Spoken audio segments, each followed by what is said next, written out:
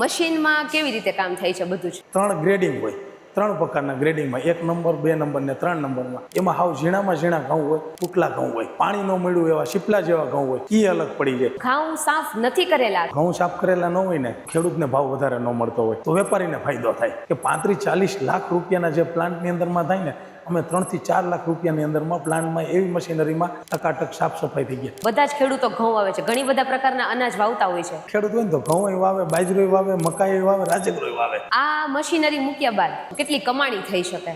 1 કિલોથી લઈને 25 કિલો લગીના પેકિંગ કરી સ્ટોરેજ કરીને વેચવા હોય તો વેચી શકે. ઘઉં નહીં પરંતુ એનો લોટ બનાવીને વેચવો છે, એ તો સૌથી સારી વાત છે. મશીનની ખરીદી બાદ તમારી શું સર્વિસ છે? એ એકવાર અમારે જોડાય, અમે એની સાથે લાઈફ ટાઈમ જોડાય. ઉપર આકાશ હોય, નીચે ધરતી હોય, વચ્ચે ખેતર હોય, તો બંને ત્યાં લગી પ્રોબ્લેમ જ ન આવે. પ્રોબ્લેમ આવે તો ઇઝી ટુ સોલ્યુશન. શું તમે જાણો છો કે લોટ મિલ માલિકો અને ખેડૂતો છે એ દર વર્ષે લાખો રૂપિયાનું નુકસાન કરે છે?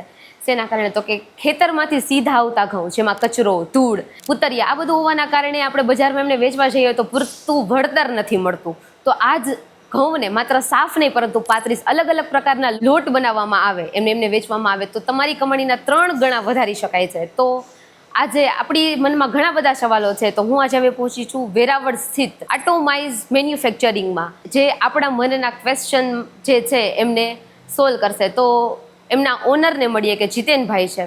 તો નમસ્કાર જીતેનભાઈ. નમસ્કાર.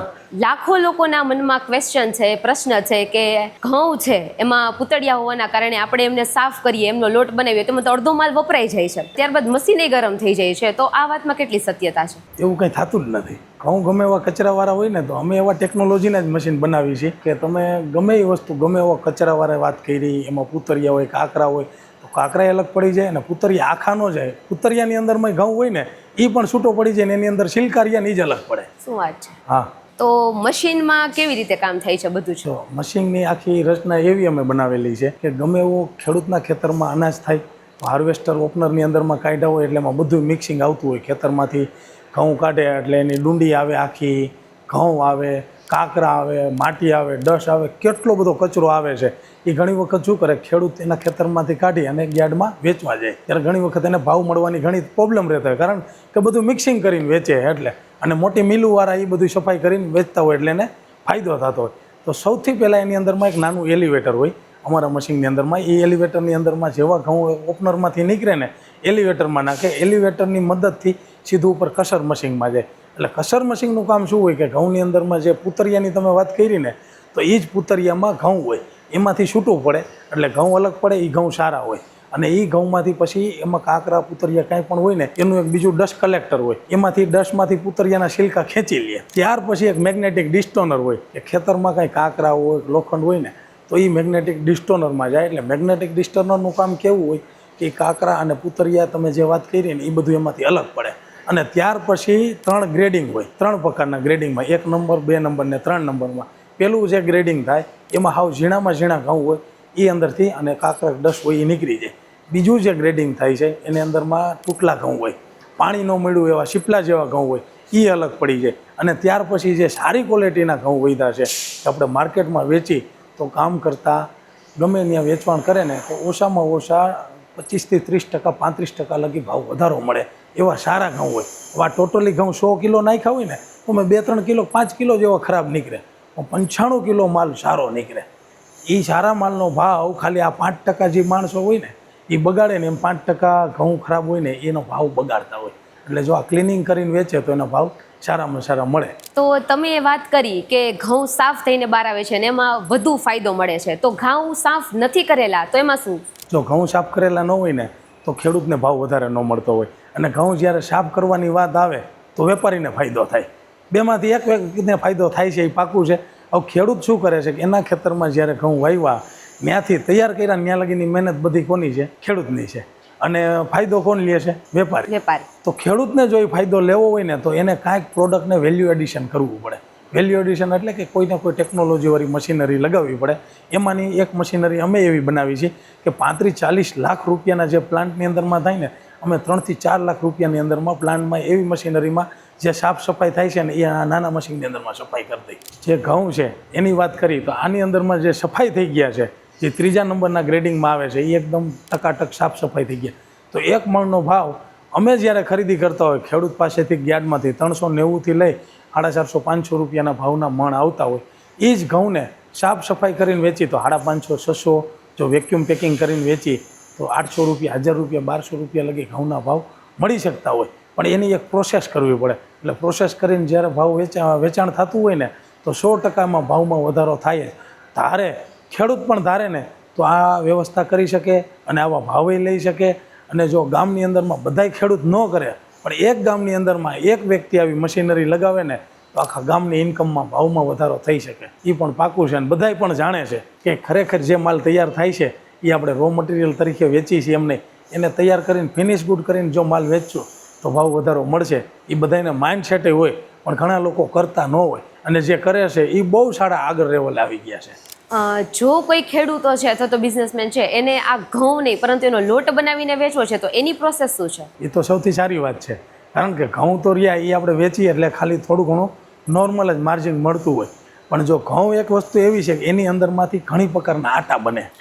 દાખલા તરીકે ઘઉંના રોટની અંદરમાં રોટલી થાય, પાપડ થાય, ભાખરી થાય, લાડવાનું થાય, લાપસી થાય.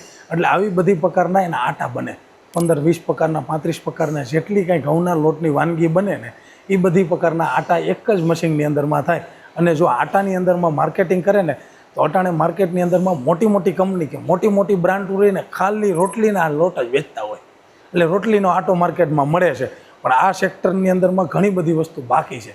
ખાલી ઘઉંની જ આપણે વાત કરી તેમાં ભાખરીનો લોટ માર્કેટમાં ઓછો મળે, લાપસીનો ન મળે, ખીસીનો ન મળતો હોય, ઢોકરાનો ન મળતો હોય, ભાખરીનો, આવી રીતના ઘણી પ્રકારના લોટ રહ્યા ને રેડીમેડ નથી મળતા. જો કોઈને બિઝનેસ કરવો હોય તો એક મશીન ઘઉંના ક્લિનિંગની સાથે એક 7 HPનું આવું પલ્વરાઇઝર મશીન લગાડી દે, 10 HP, 15 HP જેવો બિઝનેસ કરવો છે એ પ્રકારની મશીનરી લગાડે અને આટા બનાવીને વેચે ને તો એના કરતાં ઘણો બધો બેનિફિટ થાય. આજ માની લ્યો 20-25 રૂપિયાના કિલો ઘઉં આવતા હોય ને તો ખાલી હોલસેલની અંદરમાં હું વાત કરું તો 35-40 રૂપિયાથી નીચે ક્યાંય લોટ જ નથી મળતો. વધારે ભાવ હોય 100 રૂપિયા લગીના, પણ ક્યારેય સસ્તો ન હોય. તો જો માર્કેટની અંદરમાં પણ વેચાણ કરવું હોય ને તો આવા સારા ભાવ મળી શકે આટા બનાવી. તો આજે કેવું થયું, આજે એક વેલ્યુ એડિશન જ થઈ ગઈ ને. આજ બિસ્કિટના ક્યારેય ઢગલા જોયા રોડ ઉપર, એની જગ્યાએ લોટના ક્યાંય ઢગલા જોયા, ઘઉંના ઢગલા હોય છે. તો એ પ્રોડક્ટની વેલ્યુ એડિશન કરે ને એટલે એ પ્રોડક્ટની કિંમત વધતી જાય. સામાન્ય રીતે એવું થતું હોય છે કે લોટ દળતી વખતે મશીન ગરમ થઈ જાય છે, મશીન બંધ થઈ જાય છે, આવા ઘણા બધા ક્વેશ્ચન આવતા હોય છે. તો તમારા પલ્વરાઇઝર મશીન છે એમાં શું વિશેષતા છે? એટલે જો ગરમ થવાનું રહ્યું ને એ એક બેઝિક રોલ છે. માણસ એ થોડીક વાર દોડે ને તો એ હાફવા માંડે ને ગરમ થાય. એવી રીતનું મશીનને પણ 24 કલાક હલાવે ને એટલે ગરમ ને એવું થતું હોય. પણ અમે એની એક એવી ટેકનોલોજી આપી છે કે અમારી જે કંપનીની અંદરમાં આટોમાઇઝ કંપનીમાં પેટન્ટ ટેકનોલોજી છે કે પહેલા ચેમ્બરની અંદરમાં ઘઉંનો દાણો હોય કે મકાઈનો દાણો હોય 8 થી 10 ટુકડા કરે. એટલે પહેલાં તો એને નાના નાના ટુકડા કરે એટલે ક્યારેય મશીનને દાબ ન આવે. બીજા જ્યારે ચેમ્બરમાં આવશે ત્યારે એ નાના ટુકડા મોટા ચેમ્બરમાં આવે અને ત્યારે એને પાવડર સ્વરૂપે લે એટલે એકદમ ફાઇન ક્વોલિટીમાં ભૂકો કરે. અને જ્યારે એ હાવ ડસ્ટ જેવો પાવડર થઈ જાય ને તો એ પાવડરને પાછું એક બીજું વેક્યુમ હોય કે એ સાયક્લોન સિસ્ટમ હોય, એમાંથી આમ એકદમ હવાથી ખેંચી લે લોટને અને એ લોટને સીધો સાયક્લોનમાં લે. સાયક્લોનમાં જાય ને એટલે એકદમ લોટ ઠંડો થઈ જાય. જ્યારે એ ઠંડો થઈ જાય ને ત્યારે એની સાથે એક એરલોક લગાડેલો હોય કે એરલોકમાંથી ઠંડો થઈને લોટ નીચે આવે. એટલે જેવો લોટ જ્યારે દરવામાં આવે છે ને એની અંદરમાં જ્યારે પોષક તત્વોની તમે વાત કરી તો એવો જ લોટ ઠંડો રહે. ઠંડો લેવાનું કારણ શું છે કે સાયક્લોન સિસ્ટમ અને ડબલ ચેમ્બરની અંદરમાં પેટન્ટ ટેકનોલોજી, એમાં લોટ જ્યારે ઠંડો થવાની પ્રોસેસ થઈ જાય ને એટલે ક્યારેય એમાં કોઈ પ્રોટીન કે કાંઈ આવે નહીં, બરે નહીં. અને ગરમ થવાની તો વાત જ ન આવે કારણ કે લોટ એવો ને એવો ઠંડો રહે. આમાં તમે વાત કરી કે ઘઉંની બધી પ્રોસેસ થાય છે તો એવું જરૂરી નથી કે બધા જ ખેડૂતો ઘઉં આવે છે. ઘણી બધા પ્રકારના અનાજ વાવતા હોય છે. તો એમાં કયા કયા પ્રકારના અનાજ દળી શકાય છે? બહુ સારી વાત કરી, કારણ કે ખેડૂત ખેતરની અંદરમાં ઘઉં તો કદાચ આપણે આ રાજકોટ છે ને તો રાજકોટમાં એક ખેડૂત હોય ને તો ઘઉં વાવે, બાજરો વાવે, મકાઈ વાવે, રાજગરો વાવે. હવે રાજગરાથી લઈ અને હોપારી લગી આમાં થઈ જાય. સાઉથમાં જાય ને તો ત્યાં હોપારીના વાવેતર થાય ને આપણે રાજગરાના થાય. એટલે ઝીણામાં ઝીણો રાજગરો છે તો એ સાફ થાય અને હોપારી ક્લિનિંગ કરવી હોય ને તો ક્લિનિંગ થાય. હોપારી દરી ન ગઈ, બાકી ફરાળી લોટ બનાવો હોય ને તો રાજગરાનો લોટ ફરાળી બને ખરો. તો આમાં આપણે એક ગામમાં એક ખેડૂતે લીધું છે બરાબર, તો એને શું શું ફાયદો થઈ શકે?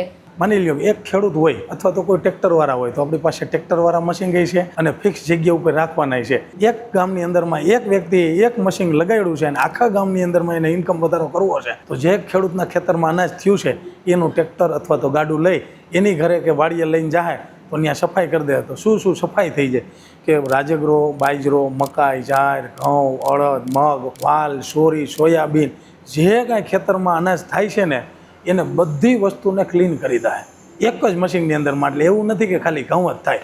આ મશીન એવું છે ખેતરની અંદરમાં જે કાંઈ વાવે છે ને અને ઉગાડીને માણસો જમે છે ને એટલી વસ્તુ આમાં સફાઈ થઈ જાય, અનાજ અને કઠોળ. તમે આ બધી વાત કરી તો ખૂબ જ સરસ મશીન છે. મને પણ આ મશીન ગમ્યું, કેમ કે ઘઉં ક્લીનથી લઈને લોટ દળવા સુધીની બધી બાબત થઈ જાય છે, બરાબર. તો આ મશીનરી મૂક્યા બાદ કેટલી કમાણી થઈ શકે? માની લ્યો કે કોઈ ગામની અંદરમાં એક આવું મશીન લગાડે અને ગામ આખાની અંદરમાં એને સફાઈનું કામ ચાલુ કર્યું તો રાજગરા જેવી વસ્તુ હોય એનો ભાવ વધારે હોય, 3 રૂપિયાથી 5-10 રૂપિયા લગી. એવી જ રીતના મકાઈના ભાવ ઓછા હોય, ચણાના ભાવ ઓછા હોય. પણ જો સફાઈની અંદરમાં 3 રૂપિયાથી લઈને 10-15 રૂપિયા લગીનો કિલો થતું હોય તો એક મણના 60 રૂપિયાથી 100-150 રૂપિયા લગીનો એક મણ સફાઈ થતું હોય તો 1 કલાકની અંદરમાં 10 મણ જેવી સફાઈ કરે તો કેટલી ઇન્કમ થતી હોય? 300 થી 500. 300 થી 500 રૂપિયા 1 કલાકની અંદર સફાઈ થઈ તો 10 કલાકના કેટલા થાય? 3000 થી 5000. 5000 રૂપિયા એક દિવસની અંદરમાં 3000, 5000, 8000 રૂપિયા લગીની ઇન્કમ થઈ શકે. એટલે આ નફો જે મશીન લગાવે છે ને એના માટે વધે. અને ખેડૂતને જે અનાજ લઈ જાય છે અને સફાઈ કરીને વેચે છે, જ્યારે વેચશે કદાચ એના સગા સંબંધીને દે ને તો એને અનાજ ઘરે લઈ આવ્યા પર સાફ સફાઈ નહીં કરવું પડે. કારણ કે એને ખબર છે કે મારા સંબંધી પાસેથી લીધું કે મારા ગામડેથી અનાજ આવ્યું છે અને હું મારા પાડોશીમાં અનાજને વેચીશ તો એની સફાઈ નહીં કરવી પડે. એમાં નહીં કાકરા હોય, નહીં પૂતરિયા હોય, નહીં તૂટલા ઘઉં હોય. ઘરે જો સ્ટોરેજ કરશે ને તો દવા પણ ઓછી મૂકવી પડશે, કાંઈ નહીં કરવું પડે એમ કહો તો કહી શકાય. કારણ કે એમાં તૂટલા ઘઉં ને એવું કાંઈ અનાજ હોય ને એના લીધે સડવાનું કામ થતું હોય. એટલે જો સફાઈ કરેલા અનાજ કે કાંઈ કઠોળ ઘરમાં સ્ટોરેજ કરે ને તો ક્યારેય સડવાના પ્રોબ્લેમ ન રહેતા હોય. અને જો એથી એક વેલ્યુ એડિશન કરવી હોય તો આની સાથે આ જો તમે પેકિંગ બતાવું છું, આ પેકિંગ એવું હોય છે કે આની અંદરમાં વેક્યુમ પેકિંગ થઈ જાય. આની અંદરમાં બધી પ્રકારના અનાજ 1 કિલોથી લઈને 5 કિલો, 10 કિલો, 20 કિલો, 25 કિલો લગીના પેકિંગ કરી અને સ્ટોરેજ કરીને વેચવા હોય તો વેચી શકે. વેક્યુમ પેકિંગનું કામ શું હોય? આ ઘઉં છે તમે જોવો છો, આ ઘઉંની અંદરમાં જે કાંઈ અંદર ઓક્સિજન હોય ને એ તો આખું ખેંચી લે. એટલે એની અંદરમાં કંઈ જીવાત કે કંઈ કીડી મકોડી જેવું અંદર રહી ગયું ને તો એ અંદરમાં નાશ પામી જાય, ક્યારેય જીવિત ન રહીએ, કારણ કે એની અંદર ઓક્સિજન નથી. અને આ જો અનાજ ઘરમાં સ્ટોરેજ કરીને રાખે ને તો આની લાઈફ બહુ વધે અને હેલ્થ માટે સારું રહે. હંમેશા ખેડૂત હોય ને ખેતરની અંદરમાં જે કાંઈ અનાજ ઉગાડે છે એમાં એટલી પેસ્ટિસાઇડ નથી હોતી, પણ ઘરમાં આપણે જ્યારે સ્ટોરેજ કરી છીએ ત્યારે એ પેસ્ટિસાઇડ એની અંદરમાં એડ કરી છે. પેટી ભરી, પોટલો ભરીને એમાં દવા કંઈ મિલાવી એટલે એની અંદરમાં અનાજ સડવાનું ન રહે એના લીધે એ દવા નાખતા. પણ જો તમે એનાથી મુક્તિ લેવી હોય ને તો વેક્યુમ પેકિંગ કરી અને એ જ ખેડૂત આ અનાજ વેચે ને તો બહુ સારા ભાવ મળે. ઓકે જીતનભાઈ, તમે સરસ મજાનું બધું સમજાવ્યું કે મશીન આવી રીતે કામ કરે છે. તો મશીનની ખરીદી બાદ તમારી શું સર્વિસ છે? જો અમારી સર્વિસ તો આમ જોઈને તો અમે જેની હારે જોડાઈ છીએ ને એ લાઈફ ટાઈમ અમારે જોડાઈ ગયેલા રહીએ. એ એકવાર અમારી હારે જોડાય, અમે એની સાથે લાઈફ ટાઈમ જોડાય. કારણ કે મશીનની અંદરમાં ગમે ત્યારે કંઈ પ્રોબ્લેમ આવે તો 1 વર્ષની તો અમારી સર્વિસ હોય જ છે. ત્યાર પછી આફ્ટર સર્વિસની અંદરમાં ગમે ત્યારે કાંઈ પણ પ્રોબ્લેમ હોય તો અમે કરી દઈએ. પણ અમે એવી ટેકનોલોજીનું બનાવ્યું છે કે બને ત્યાં લગી છે ને સર્વિસ આવવી જ ન જોઈએ. ગામડાની અંદરમાં ઘણી બધી તકલીફ હોય. ગામડાની અંદરમાં નથી હલાવવાના મશીન, વાડીએ લાવવાના છે. તો ત્યાં પાવરની પણ વધઘટ હોય છે. ત્યાં વાડીએ હોય, ઉપર આકાશ હોય, નીચે ધરતી હોય, વચ્ચે ખેતર હોય, ત્યાં કોઈ ઇન્ડસ્ટ્રી જ ન હોય, ન કોઈ પાના પકડ હોય અને કાંઈ પ્રોબ્લેમ થાય તો બિચારા ખેડૂત પણ હેરાન થતા હોય. એટલે અમે આજે એ લેવલની મશીનરી બનાવી છે કે બને ત્યાં લગી પ્રોબ્લેમ જ ન આવે. પ્રોબ્લેમ આવે તો ઇઝી ટુ સોલ્યુશન. અહીંથી અમે ફોન ઉપર સમજાવી તો થઈ જાય, અથવા તો એને કોઈ લોંગ ટાઈમ આવેલું છે, ગાડી લોંગ ટાઈમ હાલે ને ટાયર ઘસાઈ જાય, એમ જો આની અંદરમાં કંઈ પણ વસ્તુ ઘસાય અને તૂટે ન તો એના સ્પેર પાર્ટ ઇઝીલી મળી જાય. અમે અહીંથી મોકલી દઈ, એને ફિટ કરી શકે. ત્યાં લગીની અમારી સર્વિસ હોય છે. અને હંમેશના માટે કોઈ પણ અમારી પાસેથી લે છે તો સર્વિસ અમારી ત્યાં અમારા એન્જિનિયર જઈને જ આવે છે. અમે ક્યારેય નથી કહેતા કે માણસ બીમાર પડે ને હોસ્પિટલ લઈ આવો. અમારી મશીનરી ક્યારેય ફેક્ટરીમાં પાછી ન લેવી પડે, એની ઓન સાઇડ જ રિપેર થઈ જાય. તો આ પ્લાન જોઈને મને તો ખૂબ જ આનંદ થયો કે ખૂબ જ સરસ મજાનું કામ થાય છે. ખેડૂત મિત્રો, તમે પણ જો આવી રીતે કાર્ય કરવા ઈચ્છો છો તો અહીંયા આવી આટોમાઇઝ મેન્યુફેક્ચરિંગમાં આવી એમની સાથે સંપર્ક કરી મુલાકાત લઈ તમે પણ તમારો પોતાનો બિઝનેસ ઘણો બધો આગળ વધારી શકો છો.